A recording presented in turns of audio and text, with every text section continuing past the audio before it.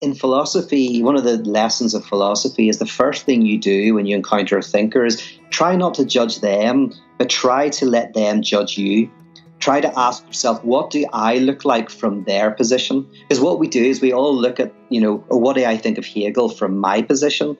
But when you look at someone like Hegel and you go, no, what do we look like to him? And so the first thing is to place yourself under the judgment of the other and then engage critically. And if nothing else, I came away from that experience deeply enriched. Never knew her mother. Loved to dance before the flood. And she would wake before the sunrise and drink her coffee beneath the stars. Word come down from Houston about opening up some scars. Here we go. I mean, they just don't even know. Everybody listening to this, you just don't even know. Strap that helmet on. You know what I love about the fact that we are recording the intro to this diamond of an episode that people are about to hear? Is that like years from now, some unsuspecting person is going to be just browsing the interwebs. Yeah. Looking for some existential despair wrapped in a beautiful Northern Irish accent. And somebody's going to come across this episode years from now. Yeah. And just go, oh my, what? Yeah. This is gold. I need to sit down. And this happened to just come to us. Yeah. Ron. This is our little present to the world. Well, the funny thing is you got to tell the backstory about how this came to happen. Yes. Like, this was all just an idea. You thought you came up with this. Okay, so real quick, everybody. We have Dr. Peter freaking Rollins on the show again today, but a very special episode. Good friend. Our good friend, Dr. Peter Rollins. And we love this guy's work so much because it's so freaking disturbing. Yeah. And it makes you think so much. And he's such an inspiration. And anytime you think you've got something figured out, just talk to Pete and he's just going to set you back to square one. Yeah.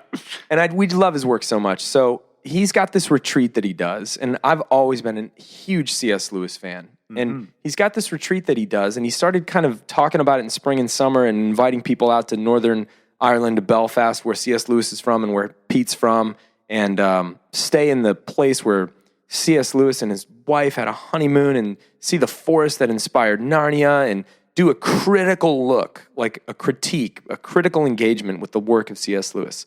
Well, that's like all you needed to tell me. I wanted to go so bad. Yeah. And because of work and family and things like that, I just knew I wasn't going to be able to make it happen.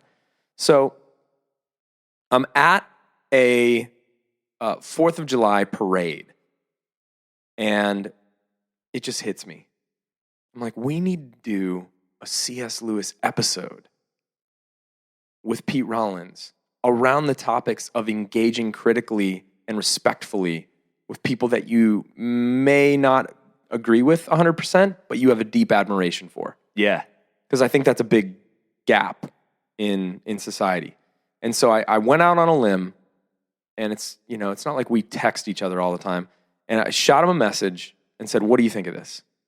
And he just started bubbling up with all these ideas. And the idea for this episode was born of getting Pete to come on around C.S. Lewis, but really to show people how we can and should critically engage with the work of those people that we may have to learn to admire, but we at least respect, and you can do a critical engagement with people that aren't just like you. And we get into so many wonderful things in this episode. Yeah. Yeah, it's funny because there's a parallel there that I think we talk about it. I know I at least wrote it down in my notes. Like there's in conversations like this, they're so organic, and you'll notice the way it flows just kind of flows naturally to the point where you come in with a bundle of questions and you don't get to half them just because you're like, I have to let this just go. It just didn't go this direction. But like, there's something really cool about the fact that we talk about C.S. Lewis's work, and we talk about the fact that there was a particular theologian that C.S. Lewis encountered in his college days, where he even points out the fact that I didn't really agree with this guy. Charles Williams? I can't remember now. I don't have my notes in front of me, but he notes that this guy was extremely important. He's like, I don't agree with what this guy says, but it's important to wrestle with what he says. That's right. And so Pete, there's a parallel there with the way Pete, his relationship with C.S. Lewis, where he's like, I still have issues with some of the certain things that he says, but I understand the value in wrestling with it. Yeah. And that's, I think, the major important key, and the thing that we've always talked about on our show. It's like, you've got to make room for those other voices, because there's still value there. There's still important things. Like I think you said early on, gosh, almost 2 years ago now, coming up on 2 years. I know what you're going to say right now. Yeah, like you don't have to agree with everything someone has to say to agree with anything they say. Yeah. Or something they say, That's right. So I said that. you did say that. It was good. It was good juice. It's so true, though. Still holds true. Still holds true. Yeah. And people, that look back through our catalog and forgive us for the production value in the early days. Yeah. and the lack of know-how. Right. We'll notice that we've tried really hard to just get a lot of people from various aspects of the community of faith that kind of surrounds our project. And it is really important to celebrate people and where they're coming from if they're doing it honestly. And it's something we really want to do. So this episode touches on some really good stuff. For those of you that don't know Pete Rollins, you're talking, so pioneer of what's called pyrotheology. This guy's got his doctorate in post-structural thought. So that's why we call him Dr. Pete Rollins. And he's written a myriad of books. Some of our favorite titles that he's written is How Not to Speak of God. It's one of my favorites. The Idolatry of God. Divine Magician.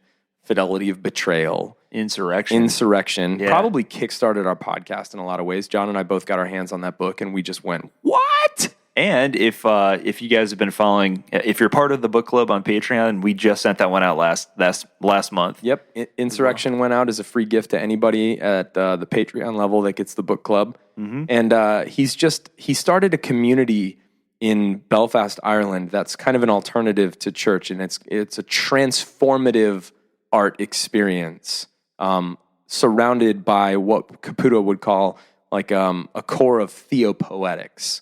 So, to talk about God, theo, God, and then what we usually tack onto that is logi, or, theology, which means knowledge of God. And that's tough because you can't really have true knowledge of God. So Caputo and, inspired by Derrida, and then, coming and inspiring guys like Pete Rollins talk about having a theopoetics or a theopoetry, where art and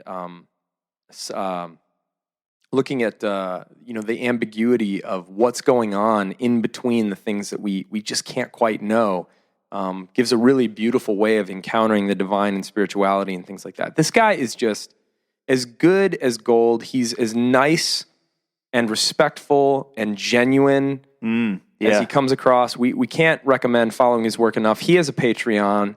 Yes. Please support him. This is the kind of author, thinker, activist that you want to get behind, because he's doing things that inspire so many other people, including us. Yeah. So please support Pete Rollins. Even if you have to not support, I'd rather you support Pete Rollins than support us. Honestly. Both if you can. But seriously, in all seriousness, it's a joy for us to have him on again. Yeah, and if you can go see him live, absolutely go see him live. He does some really incredible, unique live shows, including one that is based all in parable.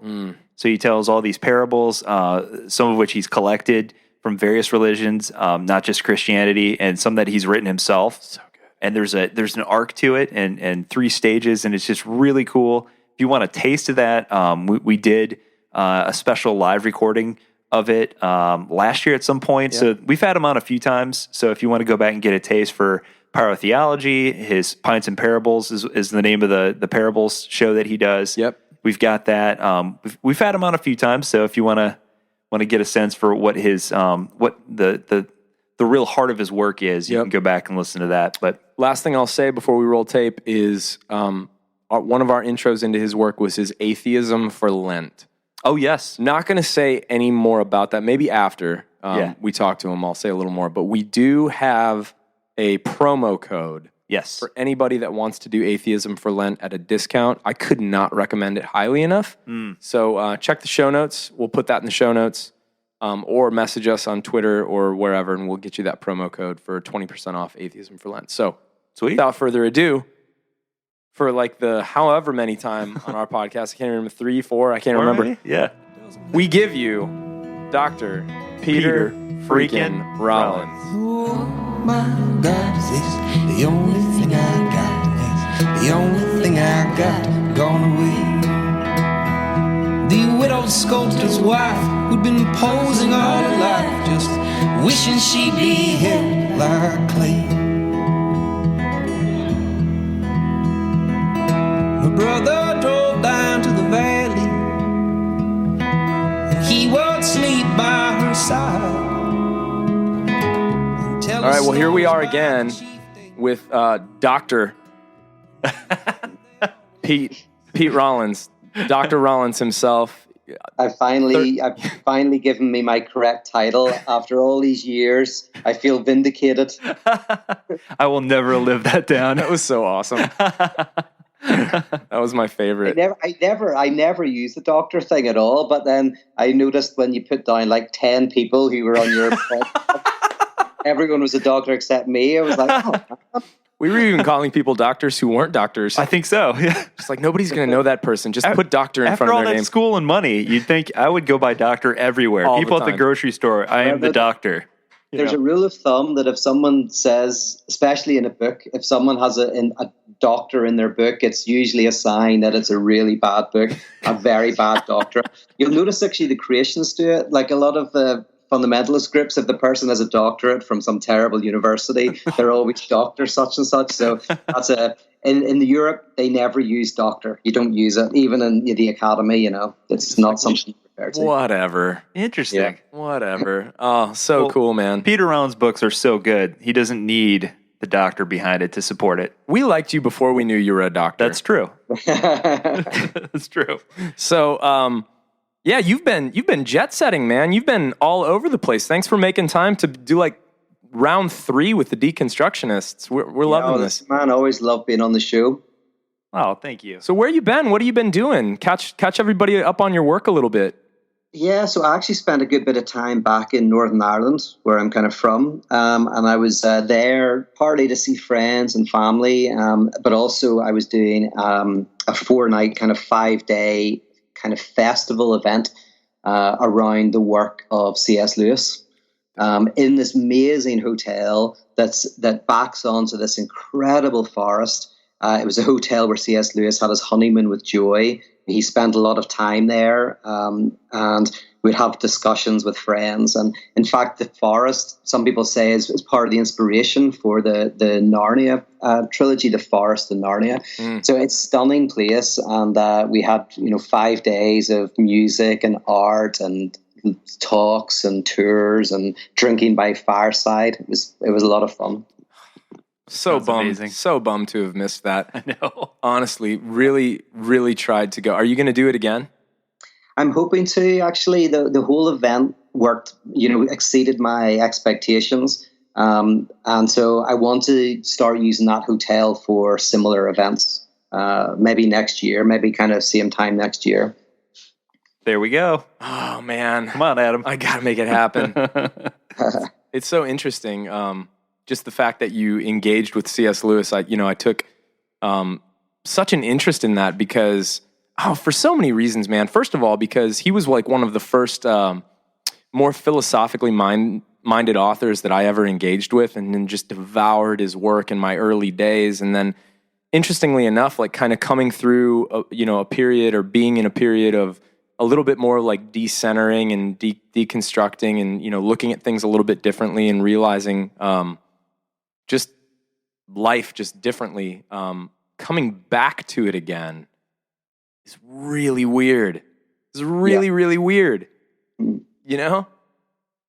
That's one of the reasons why I wanted to do a festival in C.S. Lewis. I mean, there were some kind of very circumstantial reasons and some deep reasons. The circumstantial reasons were C.S. Lewis was from Belfast. Not many people know that. And I wanted to do something where he was born in a place that kind of meant a lot to him. He's a great writer. He touched the lives of millions. He was the first. The crazy thing is, he was kind of the first, what would you call it, a social media Christian in a sense.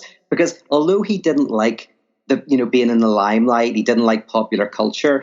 The BBC basically made him famous. Like during the war, he was eventually persuaded to go onto the radio and do these short kind of like podcasts, and those brought him into the homes of everybody in the UK. I mean, this was a time when basically there was, I don't know how many radio stations. It was kind of like basically it was the BBC. So he was listened to by millions. So all of these make him fascinating, but also he's in the past of a lot of people who maybe wouldn't agree with C.S. Lewis anymore, but still, like you said, like maybe in their early kind of Christian experience, they'd read some of his books and he was important. And then most importantly, I wanted to do a festival and an event around somebody I didn't agree with. That was key because most conferences are based around people that the conference organizers agree with and like. That's a very common thing but what would it mean to actually do a whole event around somebody that you maybe disagree with, but you respect deeply, you think might have something to say critically to you? Wow. And actually to have 4 or 5 days where you engage critically. I mean, there's something about doing that which I think is symbolic, especially today when, there's a lot of straw man arguments, a lot of scapegoating in social media. If you don't agree with me, I think the worst of you. So to do something around a figure who was brilliant, super smart, very talented, and also maybe who I struggle with in some ways, so that sounds like fun.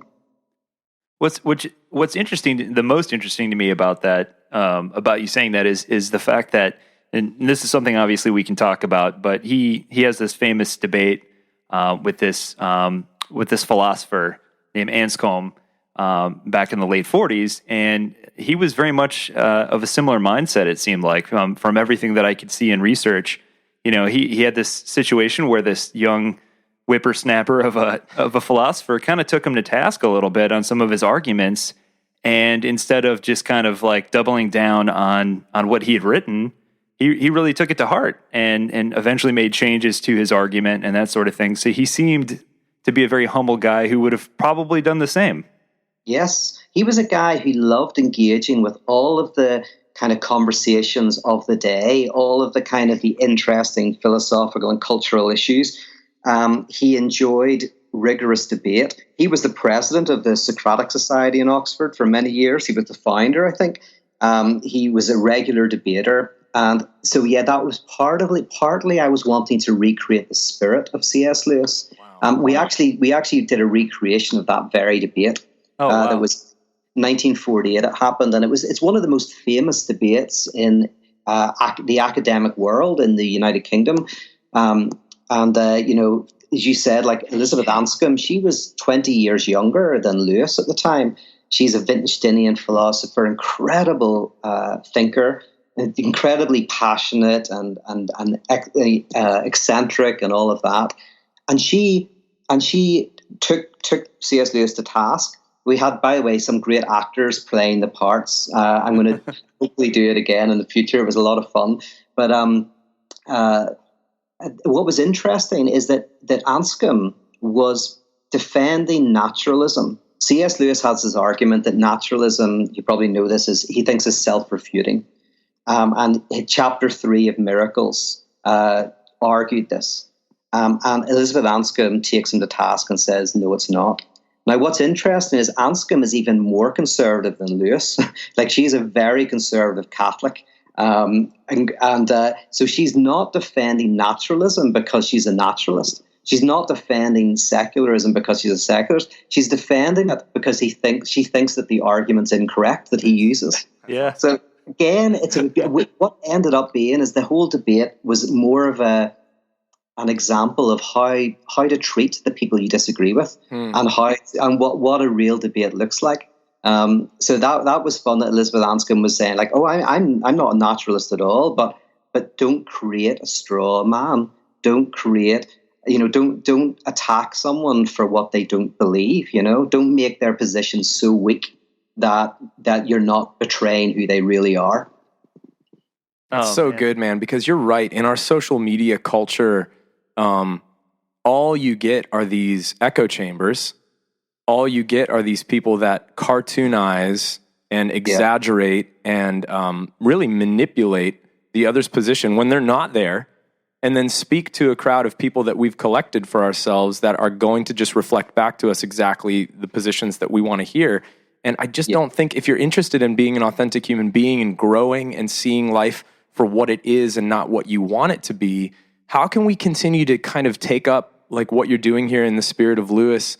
And what are some ways that you can see people, other than I really do believe just engaging with your work has helped me with that a lot. But what are some other ways that why is this so important right now, and how can we continue to foster this kind of spirit? I mean, it is, and what was beautiful about the debate is that Anscombe takes very seriously what C.S. Lewis says, and she tries to portray it correctly and then critique it. What all of us tend to do when we encounter someone who thinks differently is take the weakest part of their argument and attack that, rather than take the strongest part of their argument and attack that. And the reason for engagement is because if you make someone into what's called, in philosophy, it's called a straw man, where you basically kind of take the weakest part of their argument and just change it slightly so that you can beat it really easily, right? So you kind of like, you take the real person, you make them into a straw person. But the main problem with that is you don't win the argument. I mean, you walk away feeling great because, like, you beat the straw man, but you haven't actually really engaged with the other. So nothing really changes. It's so important to take your opponent seriously, to listen and to engage with the best of their argument and then critique it, but not to always look for the weakest link to attack. I mean, if someone attacks me, I hope that they will, listen to the strongest aspect of my argument and critique that, rather than, the weakest part, or even worse, just misrepresent it slightly so that they can win, Yeah, we see a lot of people doing this with maybe the brand or the style of spirituality or religion that they've quote unquote left, and then feel the need to almost like this associate disassociate thing that's going on all the time. It's like you see, let me just use myself for an example. Like I have to resist the impulse to cartoonize guys like that I used to just love, like Mark Driscoll or John Piper, or some of these people. And names aren't important. I'm just using myself as an example. But I feel this urge to now go back and revisit that old version of myself, that 20-year-old version of myself, and almost make fun of myself, but that distant version of myself, by finding the weakest aspects of those people and the most glaring ugliness of maybe things that they're doing, and hoisting that up and saying, this is the whole person. This is the whole argument. This is the whole perspective. I mean, it was hard work for me to do with Lewis, because I respect Lewis. I respect his writing, but I reread everything, all his nonfiction anyway, for the festival, and at times I found it very difficult, because at times I wanted to just, because I disagreed with quite a lot of it, I was like, I wanted to just judge it. But in philosophy, one of the lessons of philosophy is the first thing you do when you encounter a thinker is try not to judge them, but try to let them judge you. Try to ask yourself, what do I look like from their position? Because what we do is we all look at, or what do I think of Hegel from my position? But when you look at someone like Hegel and you go, no, what do we look like to him? And so the first thing is to place yourself under the judgment of the other, and then engage critically. And if nothing else, I came away from that experience deeply enriched. And in Barstow there about The engine just burned out, like the fire in his belly and in his heart.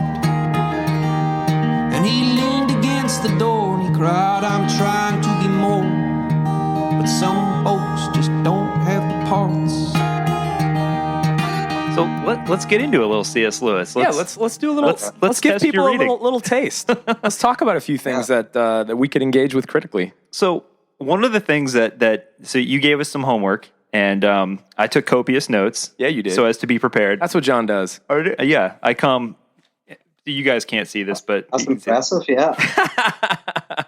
I love bullet points, so Yes, you do. That's the route I went with this. But one of the things I found that was really interesting within the material that you kind of gave us to look over was his idea of myth becomes fact, or his idea of incarnation. And I found myself really thinking about, for example, your Pints and Parables live event that you do, and how you use these parables as a vehicle to convey deeper truths. And so I find C.S. Lewis' discussion on incarnation as a debate we're still kind of currently having. And specifically when it comes to, in the West, how do we talk about how to properly read Scripture, for example? So the idea that myth in the scriptural sense, it does not mean fairy tale. And so Lewis, I think, talks about, and I would love to hear your thoughts on this, he echoes what many modern authors preach, that the mythology of the Bible is necessary for humanity. The real modern belief is the shadow of the original myth. Mm-hmm. Yeah.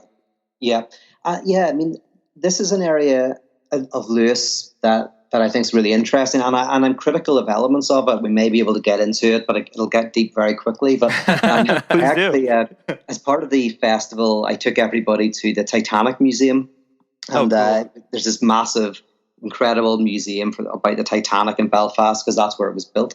And the reason for that is, when you think about it, you go like, well, the Titanic sank. Why do we still talk about it? Why do we have like museums? Why do we have movies? It's just a ship sinking. At the end of the day, lots of people die, but that happens sadly all the time, right? Yeah. But what's interesting is about 15 years before the Titanic sank, there was actually a short story called The Wreck of the Titan. And what's crazy about it is it's almost identical to what happened with the Titanic 15 years later. If you read it, you'd think, the book was written after the Titanic, because it was about a ship that's basically the same size, with basically the same number of people, that hits an iceberg on the same side of the ship in the same ocean on the same night. Going on it has a shortage of lifeboats, just like the Titanic. And so it's incredible when you see this. It's like, whoa, that's weird. But one way of explaining this is that the wreck of the Titan was a mythology. It was a story. The ship, it captured the moment. So, for example, the technology, industrialization, the kind of human technological progress, humans going through the ocean of nothingness. It also a class stratification. You had the upper class, the middle class, the lower class at the bottom, and it was the ideal image. What's called the ideal ego of the society. It was how the British Empire understood itself. It had, all of the luxury of that kind of aristocratic wealth. And of course, the sinking is a sign that all of this is coming to an end, with the rise of trade unions, with the coming war, with kind of the crumbling of the empire. So the story is a mythology. So when something happened in reality, like just the ship sinking, it basically was able to suck up all this symbolic meaning. So the Titanic sinking isn't just a ship sinking, it is a symptom of a dying of a society, a dying of an image. And so therefore it captures the imagination. This, in a sense, is what Lewis is saying, is that some things happen in reality that so capture us because they, in a sense, are able to suck up all of this mythology, all of this deep truth that we know. They're able to contain that. And, that's what he called incarnation, the bringing of myth into reality. So for me, the Titanic is a type of incarnation. It's a type of reality that is able to contain and hold all of this mythology. That's amazing. And like, you know, my mind goes to, you know, the whole debate on, you know, whether or not things in the New Testament, specifically the New Testament, are myth or are they fact? Did they happen or are they symbolic? And it seems like this conversation almost moves that whole thing to another plane and starts to ask new questions about that. Yeah, because like, you know, even if you take the Bible literally, but completely literally and historically, but they're just events that happen, then they wouldn't matter. Like someone rising from the dead is just vaguely interesting. It's not like life changing. So what has to happen is whatever happens in reality, for that to take on such existential significance, it has to connect with deeper truths. It has to in some way contain and hold something much more than just the physicality.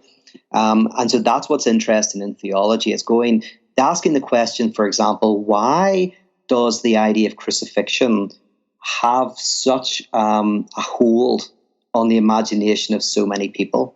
You know, why is it when it's really only a death of somebody? Crucifixion is only, in a very material way, a way of torturing and killing enemies of the state. Right. But we have to go, well, no, it's not just that. For one reason is that we're still talking about it. You know, years later. The very act of doing that shows that it has some unconscious bind to us. And a lot of theology, and this is where I differ from this, but a lot of theology is attempting to unpack the meaning of events, which I think is a very good thing. Radical theology ultimately says that something like the crucifixion, its ultimate meaning is that it unravels meaning. So that could take us into a deeper conversation, but theology ultimately is an attempt to ask some, biblical theology, to ask, why are these symbols, why are these events so existentially important to so many people? Yeah. Oh, man. Yeah, you're right. I could ask like 400 questions about that right now. So I was hoping you could clarify something for me. So as I'm reading C.S. Lewis and he starts talking about myth, and I know that's something that we've discussed on prior podcasts. But Lewis almost seems to get stuck in the fact that he feels that myth has to be both historical fact. How does he put it? Lewis argues that a historical fact can be both fact and myth, and that we must believe in both. Both bear equal weight, which is where I really have a hard time with that. I would say I fall more on the side of, and this is a guy I have to get you into. I know you have the book. Oh yes. Oh, you're going Joseph Campbell. I'm going straight Joey Camps right now. But I feel like, so there's an interview with Bill Moyers years and years ago. I think it was back in the 80s with Joseph Campbell, where he talks about Christian mythology, where he says, he has this great quote where he talks about how the virtues of the past are the vices of today, and many of what were thought to be the vices of the past are the necessities of today. The moral order has to catch up with the moral necessities of actual life and time here and now. And that is what we are not doing. The old-time religion belongs to another age, another people, another set of human values, another universe. By going back, you throw yourself out of sync with history. Our kids lose their faith in the religions that were taught to them, and they go inside. Dang. Yeah. So I fall more on the side of Campbell, where he says, look, it doesn't need to also be rooted in fact necessarily. These are vehicles by which we convey deeper truths, but we have to evolve. We have to come up with new myths. Is that kind of the sense that you have about where Lewis kind of, I don't know. Yeah. This takes us into some interesting territory. Like, for one thing, by the way, so Lewis, he would say that he's on the side of myth over fact. So at one stage, he says, like, if someone just grasps the mythology of the text without any connection to the factual element, they will kind of get deeper into the truth than one who holds it all literally but doesn't hear the poetry, hear the mythology. Totally. So Lewis wants to, in some respects, say that. Lewis also wants to very much root this in reality. Now, I agree with Lewis here in the sense that I think that when events like the Titanic sinking happen, something in reality is able to galvanize and basically corral more amorphous mythology into something tangible. Now, where I disagree with Lewis is, for me, these are contingent events. It's like something happened to a group of people, 2,000 years ago, so we don't know all we have is testimony to the event. Yeah. It's not a commitment to some sort of God coming down. I think all you can say is that something happened in reality that really captured existentially, this group of people. Yeah. So in that way, Christianity is an historical religion. It makes an historical claim, and I like that dimension. And then also, I would also want to say that some of the imagery of Christianity, I think, is very, very strong, and so it continues to be alive. So sometimes it's not actually that you need. It's not that you kind of need new things to happen. You just need to reinterpret the old things. Like crucifixion, for example, it keeps on having so much freight that it's able to bear new interpretations.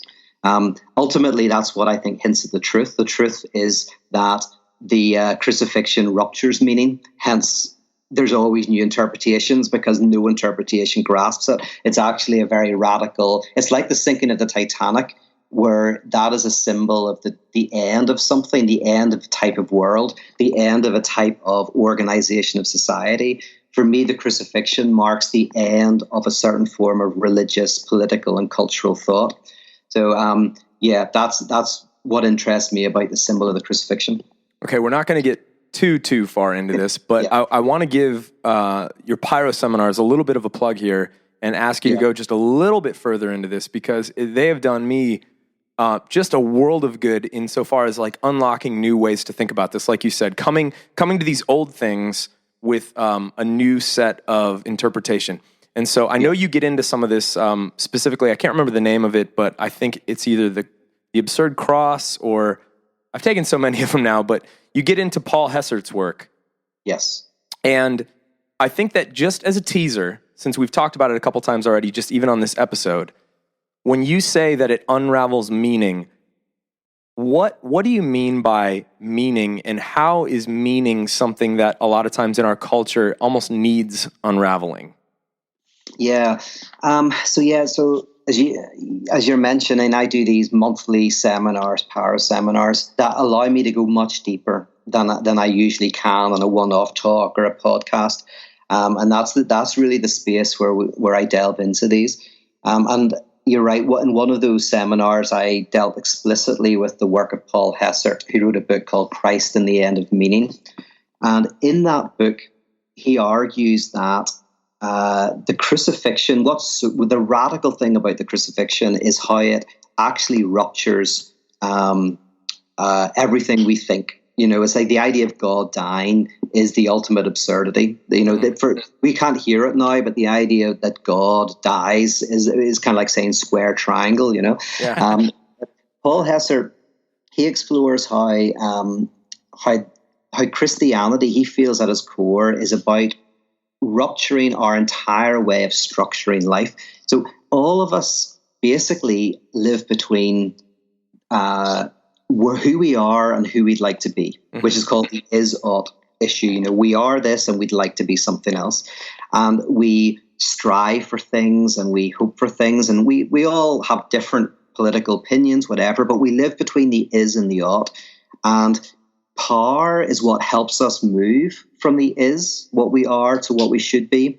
And meaning is what we're aiming towards. That's what's meaningful. And Paul Hessert argues that Christianity ruptures this entire way of thinking. It breaks the is and the ought. It stops you from grace is the radical move where you don't have to do anything. You don't have to move anywhere. You simply stop. You accept that you're accepted. you're able to look at your own violence and your own issues, and you're able to tarry with them without moving. And that in and of itself is more transformative to you as an individual and to society than all the striving that we often kind of fall foul of. So the end of meaning for Hessert could be boiled down to the end of the way we structure our reality, always striving for things that we never get, which can be called the body of death, where we live in this constant guilt that we're not living up to something. We scapegoat, blaming other people for not getting where we need to get to.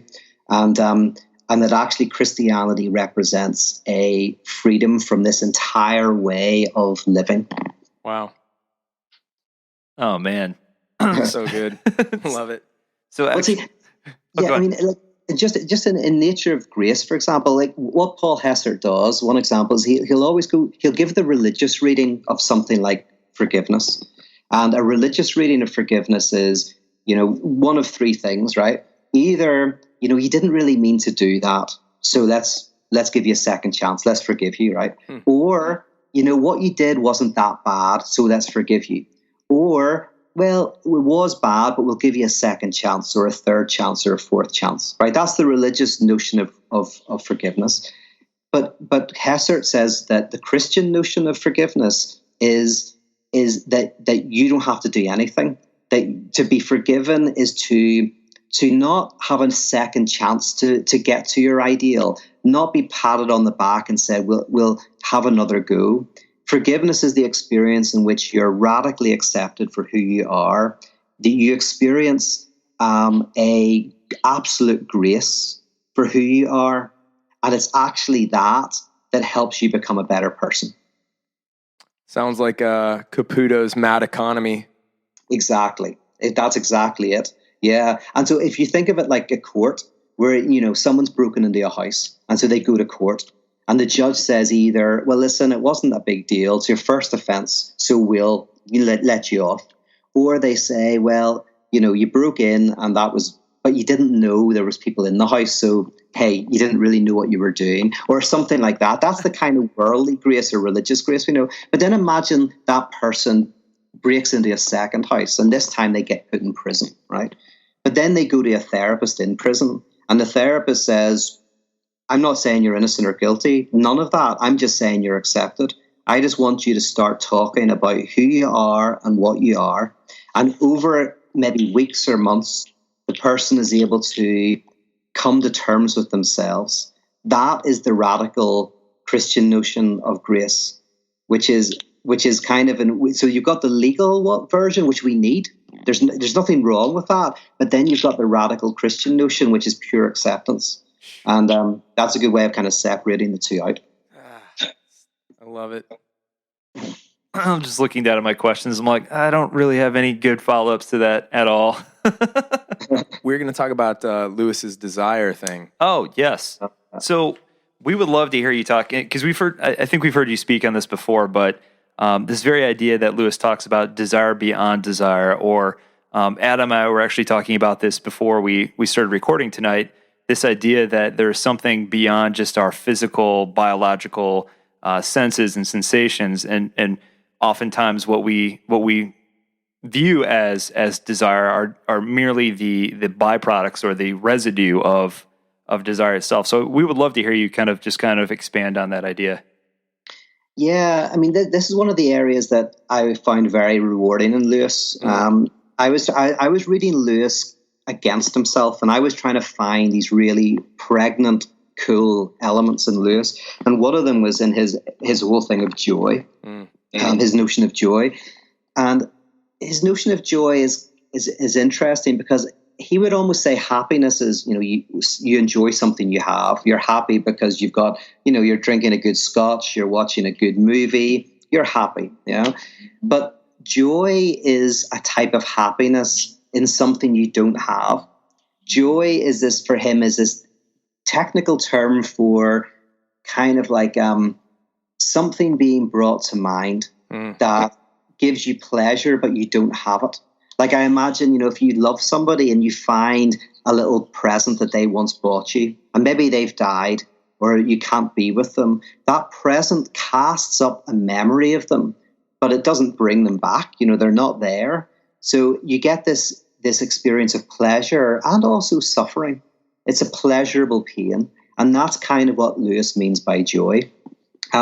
It's similar to what Kant meant when he talked about the sublime.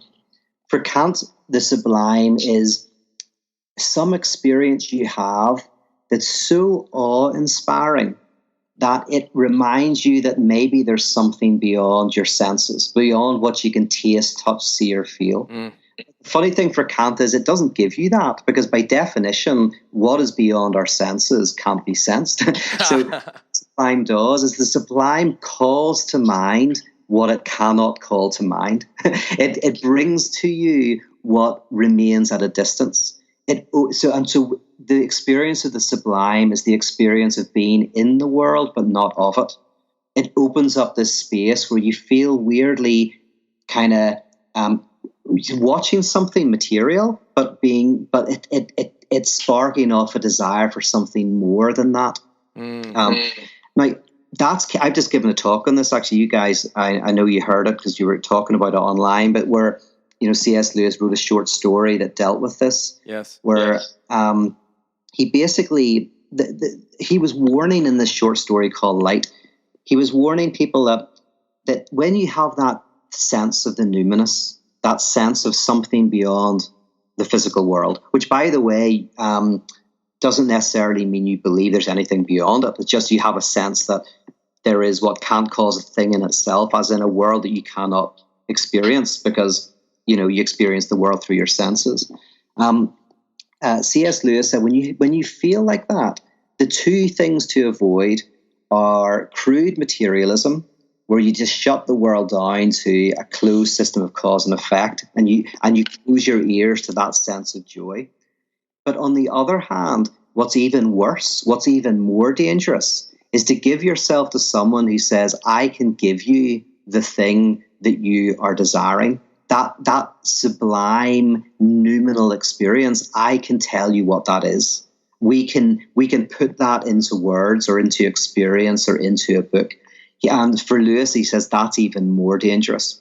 So if you've got, let's call them in the traditional evangelical term, a seeker, then a seeker, a church, what that's called a seeker-sensitive church, wants to take that person's longing and answer it, give them the answer to the longing. But for C.S. Lewis, at his best, the answer is not to fulfill the longing. It's to stay true to it. It's to fuel it. It's to actually live in it.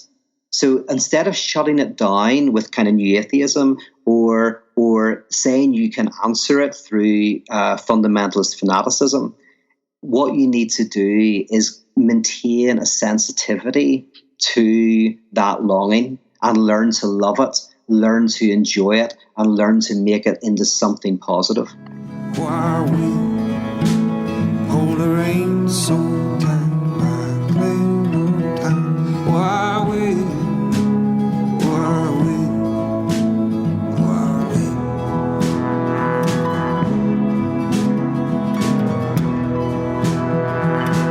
I feel like this would be the perfect time for you to talk about something that we were talking before we started recording, and this thing that we're noticing, this trend where folks seem to want to replace one expert, air quote, finger quote, with another expert, and it goes back to something that we've talked about on the show quite often. It's this belief by proxy, and we see a lot of people, we encounter a ton of people who are coming out of maybe that fundamentalist background, that upbringing, who maybe had that person who they would kind of lean against for their system of beliefs. Yeah.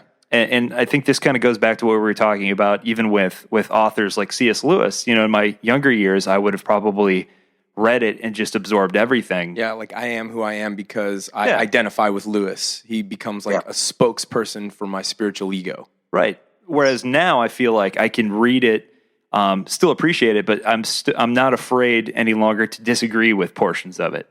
Yes, absolutely. This is very important to me. It's part of the work that I'm doing at the moment is around the theme of transference. And transference is a technical term that describes the experience where you take an early type of relationship and you put it onto a contemporary relationship.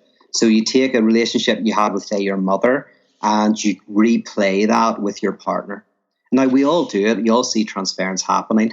But transference is a little bit more technical than just that. Transference it's a particular type of relationship you have with your primary caregivers where you think that they know the secret of your heart. When you're a child, your parents, if they were hopefully good parents, they are trying to read your body language and you're crying and answer what you need. And from very early on, your parents are like gods. And you're trying to, they seem to know everything you need and the inner workings of your life. And in fact, they help you construct that. But when you grow up, then we have a tendency to try to seek someone else who has that ability, who knows the secret of our hearts, not just an expert in something, because you can respect an expert, but actually someone who really has the secret of the universe. Now, we don't consciously think this, but unconsciously we tend to do this. And for me, my role in parotheology is to break transference. So when someone becomes disillusioned, say, with their Christianity, but then they convert to another religion or to humanism or whatever, that's the religious notion of conversion. It's moving from one worldview to another, right? So you move from Islam to Christianity, Christianity to Judaism, Judaism to humanism. For me, the true definition of conversion is conversion from the need to convert. You're converted out of conversion, which means you don't become disillusioned with one religion and then find a second one. You become disillusioned with any subject who knows the truth. You take responsibility for your existence, and you're freed from this transference thing where we're always seeking, the person who has the right answer. So that's what breaking transference means. It's the rupturing of that structure. It's so good, Pete, because we've become hypersensitive to this, when we see, and again, back to social media, it's especially on social media that we see this, associate, disassociate phenomenon happening all the time, where I used to be really identified or overly identified with this way of thinking, be it a fundamentalist version of religion, Christianity, say, or a fanatical form of humanism, or whatever. And then when the conversion happens, you see the pendulum swings all the way to the other side. And you're right, we become almost obsessed with this conversion thing. And so why are we so obsessed with this conversion thing? Why are we always needing the new expert to be our brand ambassador? You know what I mean? Yeah. That's and I remember these books, especially at the time of like Francis Schaeffer. There was the whole range of books that would talk about worldview Christianity. Yes. So Christianity was a system of thinking and practices, just like other systems and practices. And so conversion, in a sense, was like moving from one worldview to another. But my argument is that Christianity, at its most radical, is the breakdown of all worldviews. It is the rupture of that very form of being and of thinking. And it's such a fundamental way for us to exist. We're always looking for the new, as you say, what Lacan called subject supposed to know, the new person who has the secret of our heart. And that's why you'll notice that some people who give up evangelical Christianity, for example, and then embrace, say, atheism, their atheism has the same texture as what they had before. So although belief is completely different, the way they hold the belief is fundamentally the same.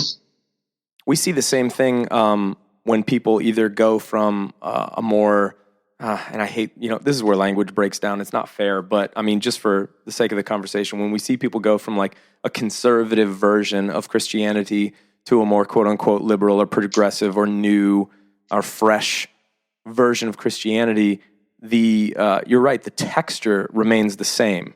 Yeah. There's a similar fanaticism.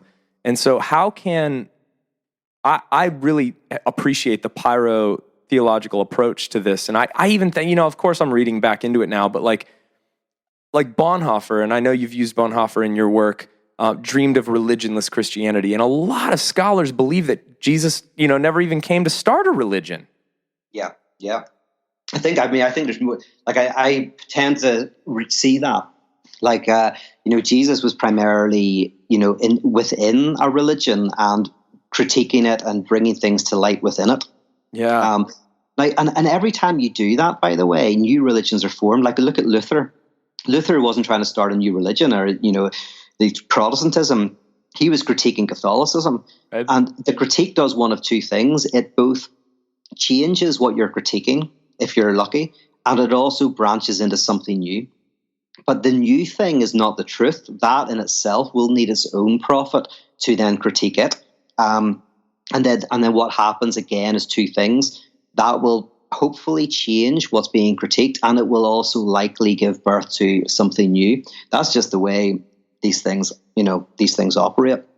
But yeah, so what were we talking about there in relation to, you were saying about people who had changed from one position to another, but they retain a fanaticism. Oh yes, I wanted to say about that. Mm-hmm. What I'm arguing is not that the passion is wrong. I think the passion is correct. The problem, and C.S. Lewis brings this out in his short story Light, the problem is when you try to answer your passion, when you cannot, here's the thing, when you cannot bear the weight of the passion and the questioning and the desire, you want to shut it down. But the real challenge is to keep it open. What Derrida called a passion for the impossible, which means that, for example, you're driven by justice, but you're always reminding yourself that you don't have justice. And at any time you think you can nail down justice, you are going to be the monster. Like Nietzsche once said, when you fight monsters, be careful you do not become one. Mm-hmm. and the way you do that, the way you become the monster is when you go, oh, that past person, like past me, didn't know what justice was, but I know now. Because what Derrida would say you've done is you've taken the passion that should drive you to live better, to see a better world. You've taken that legitimate passion and you have closed it down on a certain interpretation, and that will always be dangerous. And that's why in Buddhism, by the way, you've got that beautiful parable, if you meet the Buddha on the road, kill him. Because the idea is if you meet the Buddha, it's not the Buddha.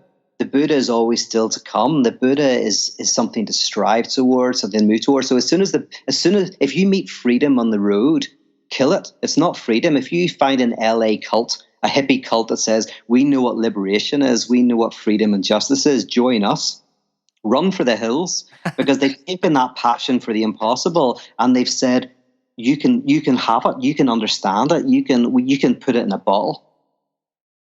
I feel like that works so perfectly for so one of our favorite folks besides yourself, obviously, is Father Richard Rohr, where he talks about what is it, 5? Did he expand it to 6 things 6 now? He added sexuality. Yeah, 6. The 6 things that he deems to be the non-rational or the trans-rational, and I feel like that Derridian argument works well for all of those things. Yeah. Where we can never fully achieve any of those things, like to say that I have fully loved, or to say that I have achieved true justice or understood. But like the idea behind it being that we constantly pursue it, we keep pushing towards it. Yeah. Like a scientist, like a good scientist. Yeah, right. A scientist is driven weirdly by a truth that they will never get. Right. They're driven by, basically getting the answer, the secrets of the universe. And in their constant pursuit of that, they create discoveries that help us uncover or unconceal the universe. Theories that help bring practical things to humanity. So basically, they create so much good stuff out of this passion for the impossible, because the impossible is the scientific answer. And it's that which actually drives the scientist. And the good scientist enjoys not getting what they want. That's the trick, is that they're not like, I'm so unhappy until I get the singular answer. A good scientist enjoys not getting what they're driven to try to get, which sounds weird to say. No, but it doesn't. It's also is a creative, productive force.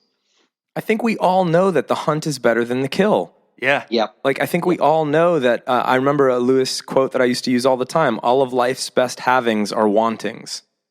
Yes. We won't tell your wife that, though. All of life's best havings are wantings. No, we won't tell my wife that. But to bring Tillich into this too, in Dynamics of Faith, which blew my mind, and we sent it out in our Patreon book club as the book of the month last month, and hopefully people are going to engage in that.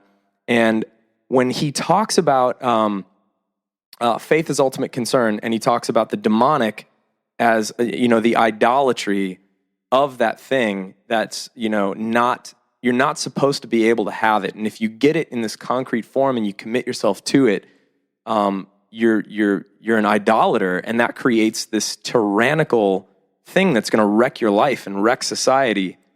And I feel like we're just talking around all these different authors all saying the same thing, which is really neat.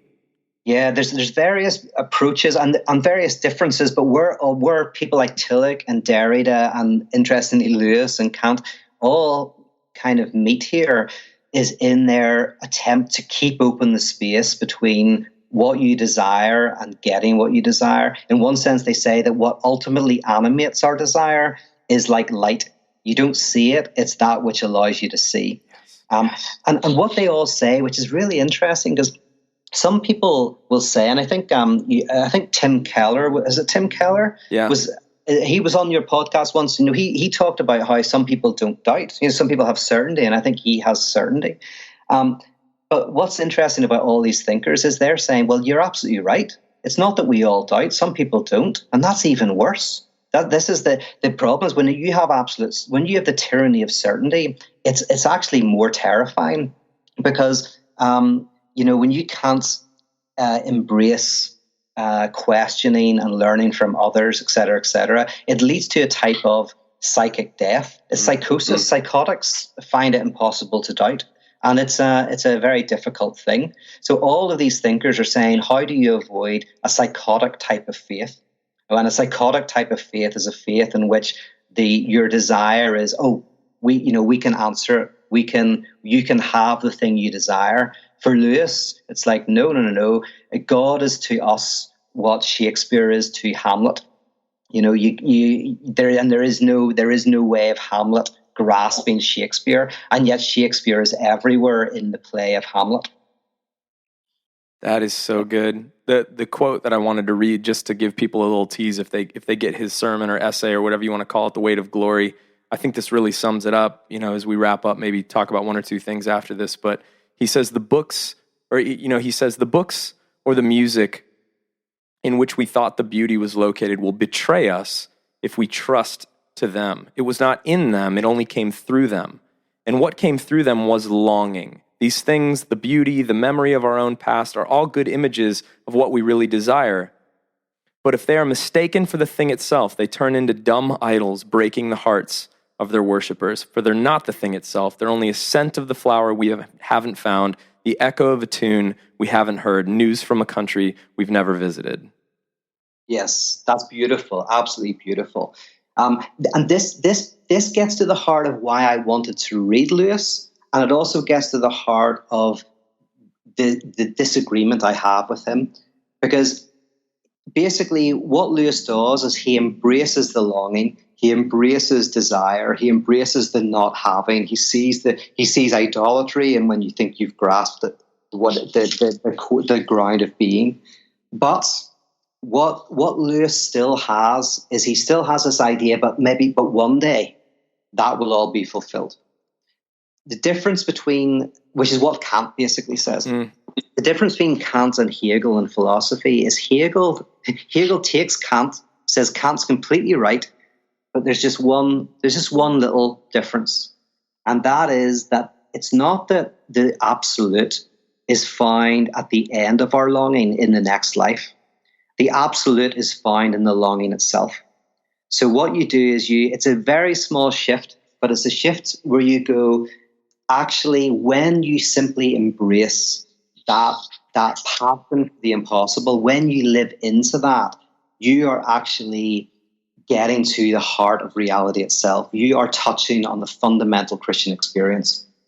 So that's where I want to go with parotheology, is to say that this is the old what Zizek would say about the cross. God says, my God, why have you forsaken me? So God experiences this longing and this gap in God's self.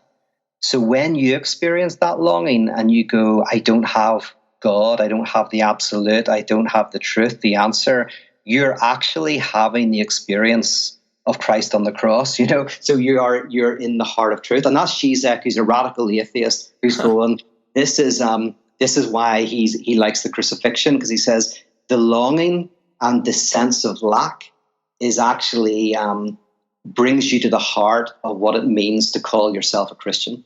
So that's why he, as a radical atheist, says, all the atheists have to go through the Christian experience. It's the experience of the loss of meaning. It's the experience of the rupture of reality, and the experience that you don't have what you seek. Oh. So I have one last question, and that was really good just now. So I hope everybody listening right now can just marinate in that for a moment. Maybe even hit pause now. Pull your car over. Off the side of the road. Get off the treadmill. We've given this warning before, and one of our good buddies literally got a ticket the same episode that we warned him. Said, don't drive. And he was driving, delivering pizzas, and he got pulled over. I'm sorry, Clay. True story.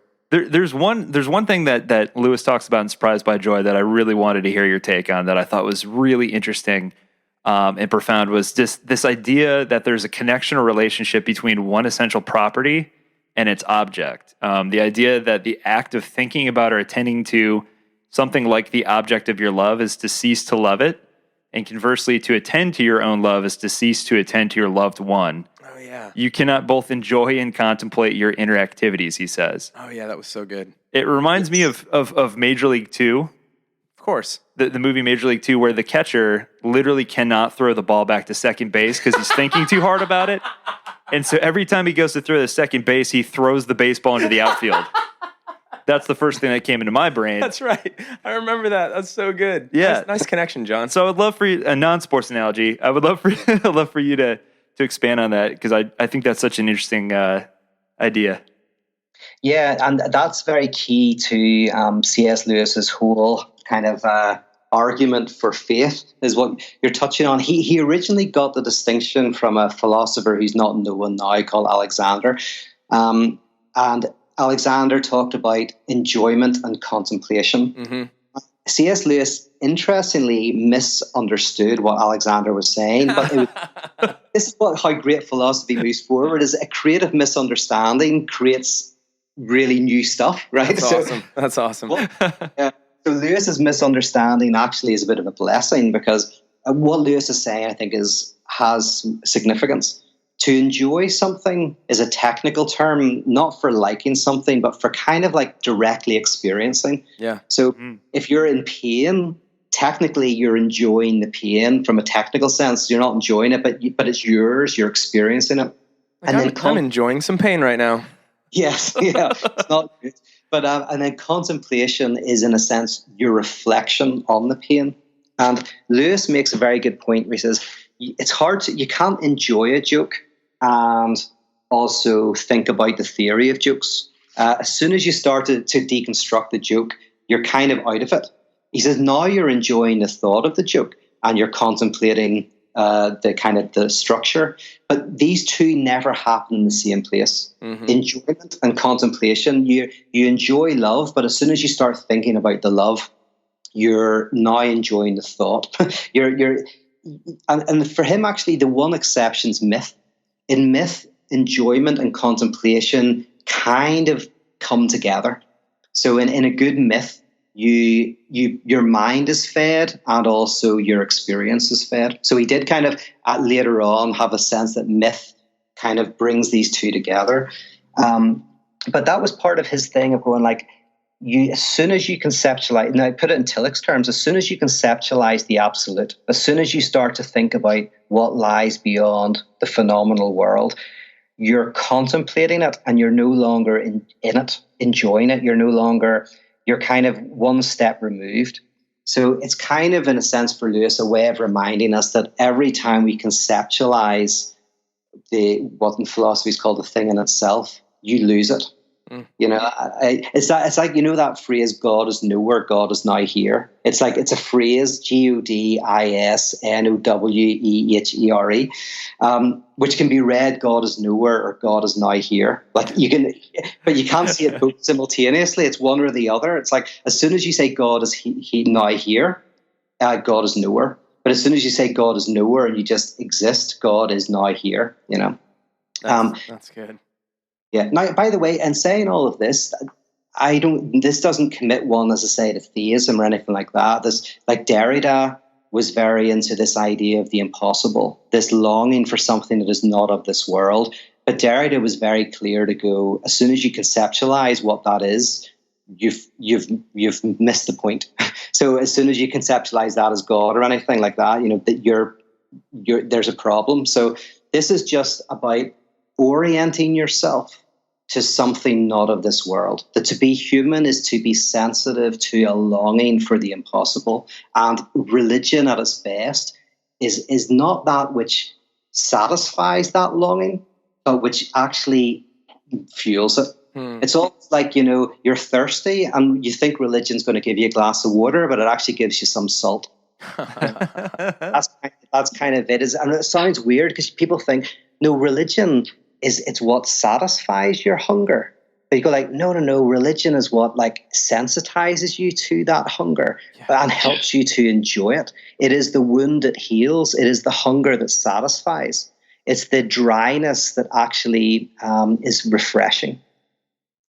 You know, as a former pastor, I know that so much of what I used to do was my own insecurity, wanting to feel like I fixed people.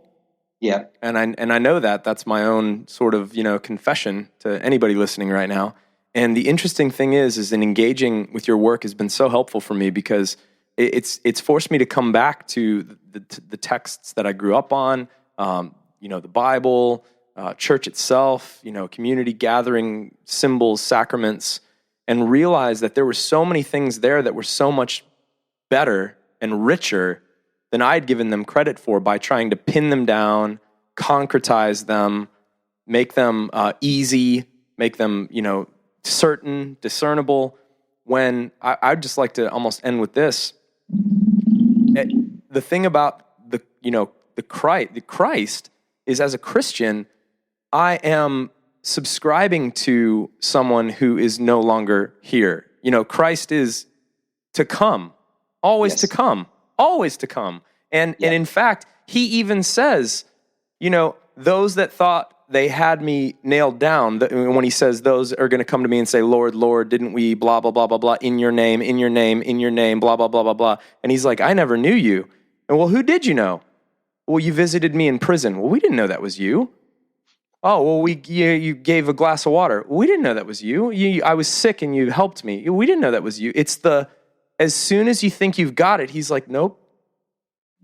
Yeah. To come. Always to come. Always to come. And it's a very Jewish notion as well. Like, I mean, if you could imagine somebody going to a rabbi and saying, Rabbi, you know, I feel like I don't know what's going on in life. I feel like I'm lost in a world of so much complexity and so much disagreement that I don't know where to stand. And the rabbi would turn to that person and say, I know, isn't it wonderful? It's wonderful, right? That's the religious response, is to go like, you know, we think it's terrible. We go to the person and go, this is terrible. My life is unraveling. And the parotheology is saying, oh, it's amazing, isn't it? That unraveling, you're not unraveling, you're raveling. I don't know if we've talked about this before, but you know, those mean exactly the same thing. To unravel means to pull apart, but to ravel also means to pull apart, but it doesn't have fun. It's wonderful. It's like you're not unraveling, you're raveling. Revel in it, you know, revel in your raveling. And that's the difference between parotheology in a nutshell and confessional theology. For me, confessional theology tries to satisfy your passion for the impossible. It tries to sate it. And pyrotheology is designed to sensitize you to it even more, to bring it even more to the foreground, but also to help you to enjoy it. So good, man. Where can people, you've helped us so much. You're a friend of the podcast. It's always good spending time with you, but we support your work. We think everybody should support your work. And quick little plug, and correct me if I'm wrong, but pyrotheology or radical Christianity, or a lot of the things that you teach on, I always get the sense, I should say, put it as a positive, that no matter where you are on the spectrum of belief in all of these, weird things, spirituality, religion, atheism, theism, whatever, it seems to me like pyrotheology has something to bring to that and isn't asking you to necessarily change where you are, but to bring a new perspective to it. Yeah, yes, that's it. It's not about the what of belief. It's that you can have very healthy conservative communities, very unhealthy liberal communities. You can have very healthy liberal communities and very unhealthy conservative communities. In relation to actually the conversation we've had tonight, because anytime you ask me, depending on what day it is, I'll give you a different definition of the core of pyrotheology. But in relation to this conversation, the core is in a sense saying that what I want is to see this passion for the impossible kind of enlivened within us, to become sensitive to it and to allow it to transform us, and to avoid the twin problems of a crude naturalism, which shuts down this passion and we close our ears to it, but also a kind of fanaticism that says, our community, we can answer that passion. That actually what we need are these spaces where that passion is fanned into ever more life, and where we learn to actually enjoy it. And that's what I'm interested in. You can do that, within variety of different worldviews. So how would you recommend people engage with your work right now? We support you on Patreon. What's going on Patreon with Pete Rollins right now? What other work do you have coming out? Yeah, well, I mean, I'm always, all my life, I have relied on the generosity of the people who enjoy my work. And I've been very lucky to be able to do that all my life.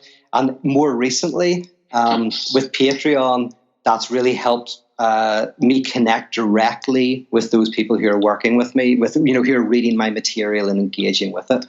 And so what I'm trying to do is find as cheap a way as possible for me to give out material. So I do monthly lectures on Patreon for $5 a month and weekly reflections. But the thing is, there's lots of free stuff out there. I have you could probably watch me for 4 days non-stop with the free stuff on YouTube. So there's there, but also if you're interested in going deeper, I do have spaces for that as well. Fantastic, man. Well, we'll put all that information in the show notes, and this has been so much fun. It's helped us learn how to disagree. It's helped us learn how to critically engage those that we would have kept at arm's length before because of where we are, who we identify ourselves as being. We've talked about desire. We've talked about joy. We've talked about all these different things, man. Thank you so much for always making time to do something fun and getting into some shenanigans on the show here. Did we lose John? John had to go get the power cord because the computer's about to die. So he's doing CEO business as per usual. Oh, wow, look at that. I thought you had employees now that did that. Our Patreon isn't doing that well yet. Is that well? Not yet. But here, in light of what you're saying, the reason why I'm a friend of the podcast, you guys, is partly because I can see this lived out. The very fact you're called a deconstructionist is what's happened is your lives, because the way you are, your lives have opened up to more questioning and journeying.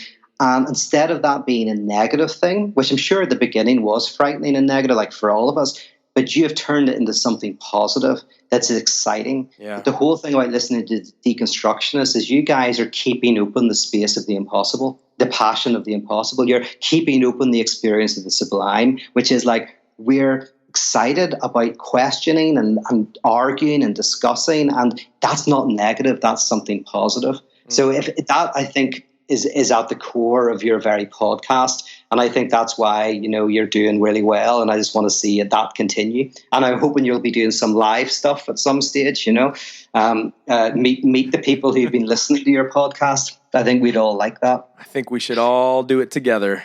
Well, yeah. I was just going to say, when we make it out to LA, yes, I think it would be, I think it would just make sense to have the good Dr. Peter Rollins as our special guest.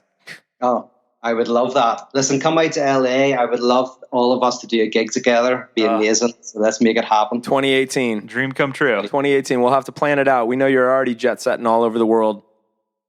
Yeah, well, we'll make time for that. Thank you, guys. I really appreciate it. Always love talking to you. I hope we didn't get too esoteric. Go too many rabbit holes. I don't think so, man. We had Catherine Keller on the show, and people stuck with us. Oh yeah, well yeah, she's amazing and very tough. So yeah, I'm sure that stuff's like simple in comparison. No, thanks for all you do, man. Seriously, we huge fans of what you're doing and why you're doing it, and we'll keep this relationship alive. Absolutely. Brilliant. Thank you so much. Take care. Between words we'll never need no. Wandering in silence, sheltered from the violence below. Da-da-da, da-da, da-da-dee-da-da-da-da. I'm so just thinking about all the things we just talked about with Peter freaking Rollins. I could do a whole nother episode with you right now. Oh my gosh. Like, you know how I figured it out though. There's a sign. There's a sign.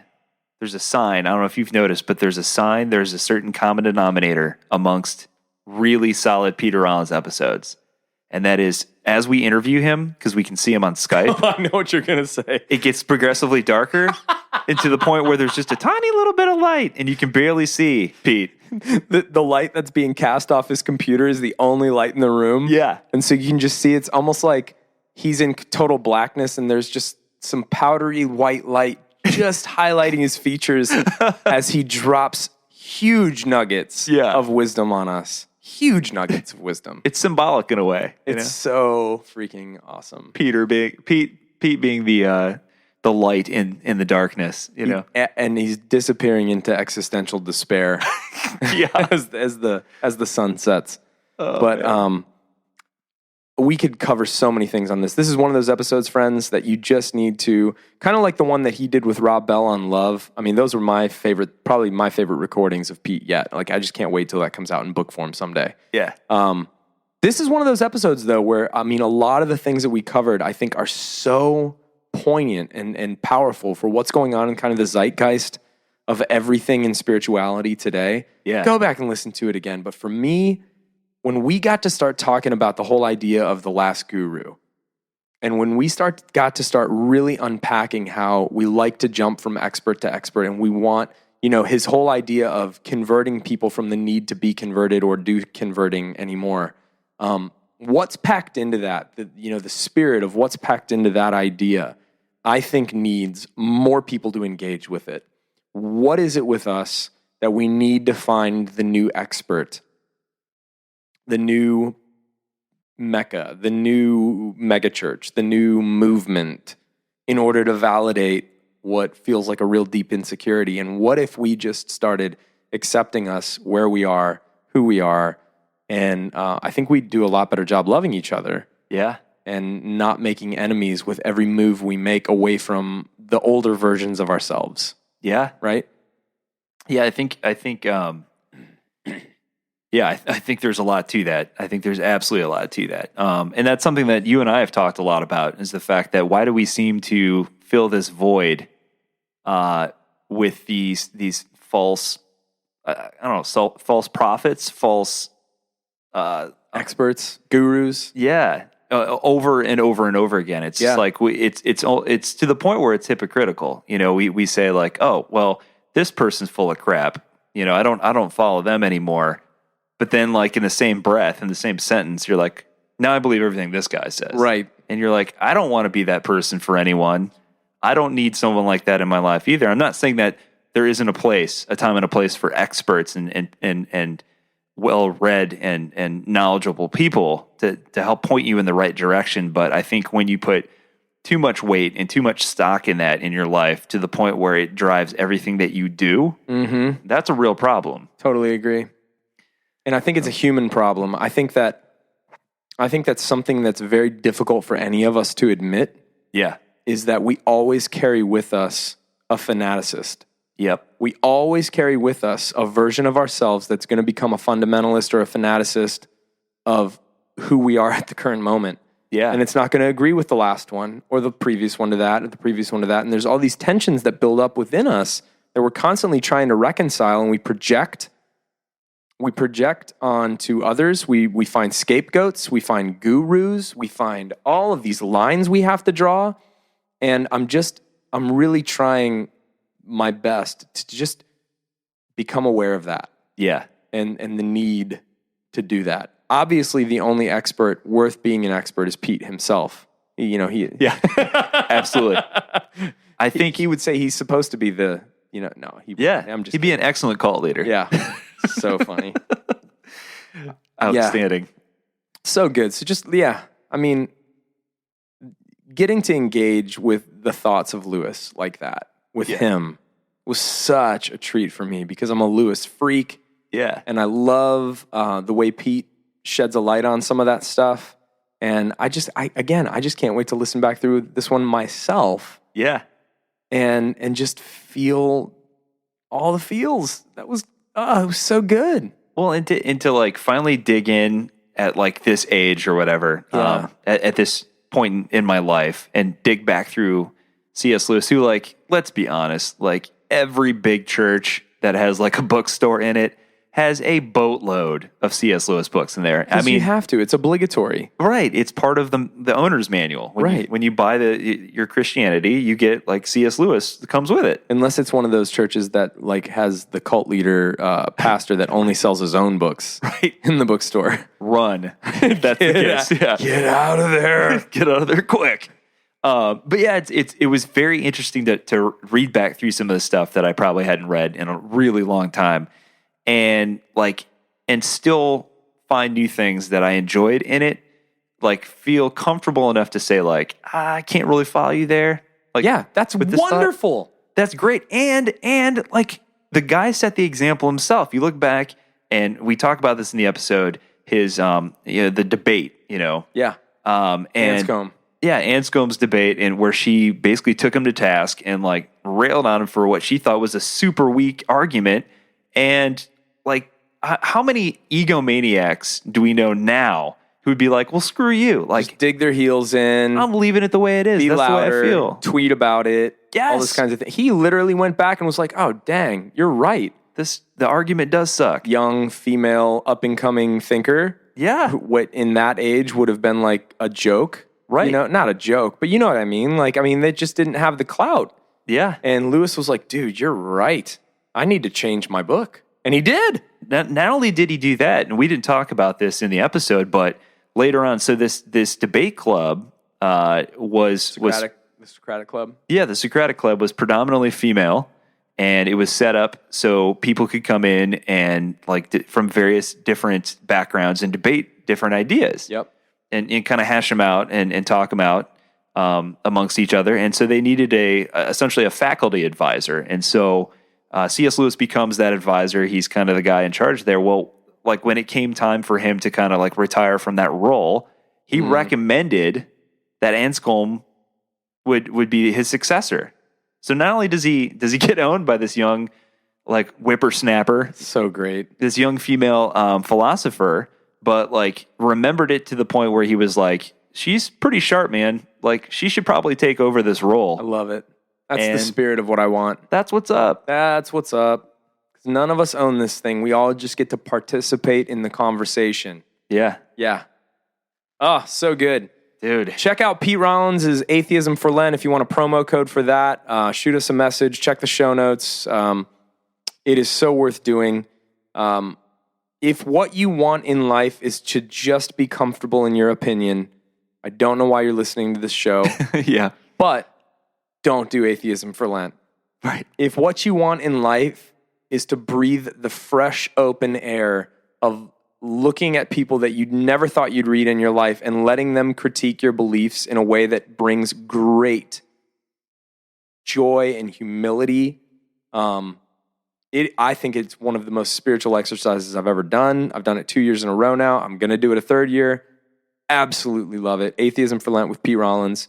Promo code coming at you if you want it. And that's all I got.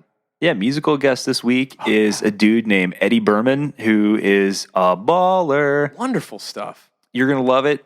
You've already heard some of the clips or whatever, but go check out the rest of his stuff. As always, if you dig it, we've got a playlist on Spotify that you can follow. It's just under, if you type in under search, where you search for music, The Deconstructionists, our playlist will pop up. You can follow it. I update it every single week with whoever the artist is for that week. Go follow them. Tell them we sent you. All that good stuff. All that good stuff. And this is our last episode in November. Yep. So we start with December. Coming into the holidays now, we have some really cool episodes in store. We got some treats. You guys don't even know. We're going to finish off this year strong. We promise you.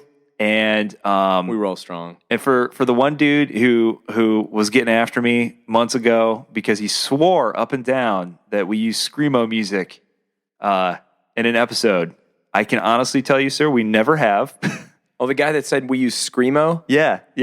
If he's still listening, I don't know. I appreciate your feedback. We've literally never used screamo music ever. We usually use until next week. So buckle up, buddy. This one's for you. That is so funny. So it's not. Next week isn't even really screamo. It's definitely heavy. There's some screaming involved though. So if that's your definition of screamo, there you go.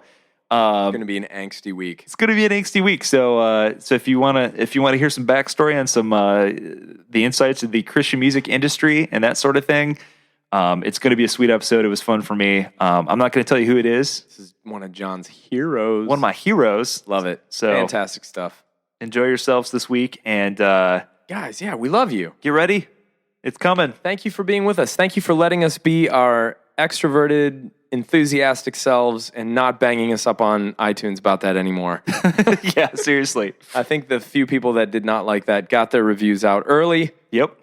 And have moved on to NPR. They've moved on to somebody else. This is not your home. No. Oh, one thing before I forget, because I'm a terrible cousin. My cousin and her husband they were one of our first listeners ever. Oh, yeah? And they live in possibly the most remote area that out of all of our listeners, I would imagine, unless we have somebody listening in some lab in Antarctica somewhere. But they listen from Unalaska, Alaska. Oh. It is literally an island off the coast of Alaska, and they've been listening since the beginning, and they are super, I love my cousin so much, my cousin Erin and her husband, and so they're out in Unalaska, Alaska, and they have this really cool ministry out there.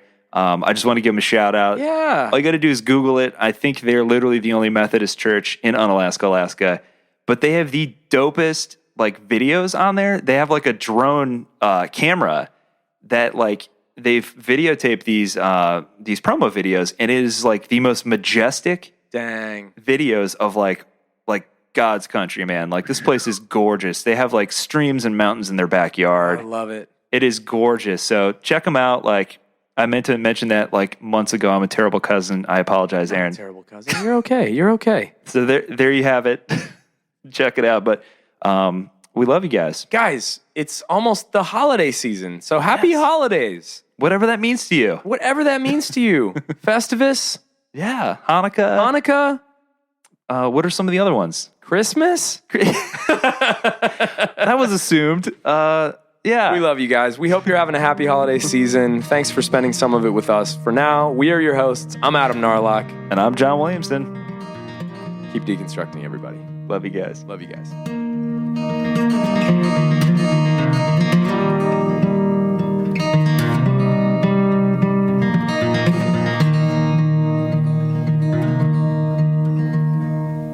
Greeted in the morning by the fury of the sun. came to burn our bridges, but we beat them to the punch. Take me to your pastures that I ruined from the start. Cut off all my hair and strip my car of all its parts. 'Cause now I wake up in the quiet when the city's gone to sleep, and I rummage and I ravage like a savage through their streets. Is it any use to call you now? Is your river running wide? Can you hear me on the other shore, or at least pretend to try? Can you hear me on the other shore, or at least pretend to try? 'Cause it's not the reasons that I leave that are bothering me today. And all the things that's hammering on my brain are the reasons that you stay. So let's leave the in-between to the stiffs and to the slobs. Let them ruminate and reminisce in the gardens of their gods. Do I understand the meaning? Am I seeming to aid, at least? No, I haven't understood a thing since I was banished to the east. Be my preacher, be my teacher, take me out into the night. Paint over my eyes till I see black and you see white. Won't you paint over my eyes till I see black and you see white? And it's not the reasons that I leave that are bothering me today. And all the thing that's hammering on my brain are the reasons that you stay.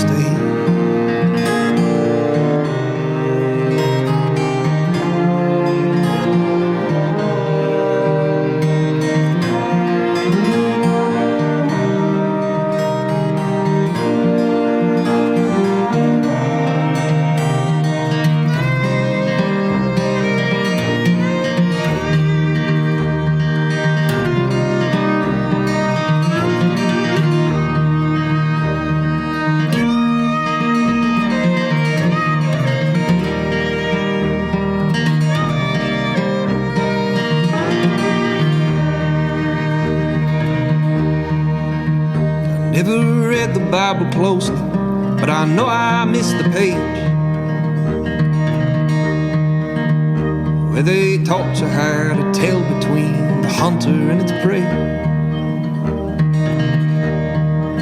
So is it fear or is it hunger for the killer being killed? 'Cause all I know is that I'm running, that I always will. All I know is that I'm running, that I always will. All I know is that I'm running, that I always will. All I know is that I'm running, that I always will. And it's not the reasons that I leave that are bothering me today. All the thing that's hammering on my brain are the reasons that you stay.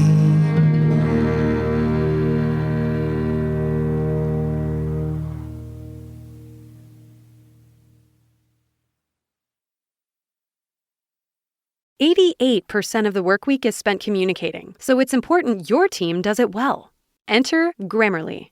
Grammarly's AI helps teams communicate clearly the first time. It shows you how to make words resonate with your audience, helps with brainstorming, and lets you instantly create and revise drafts in just one click. Join over 70,000 teams and 30 million people who use Grammarly to move work forward. Go to Grammarly.com/enterprise to learn more. Grammarly. Enterprise-ready AI.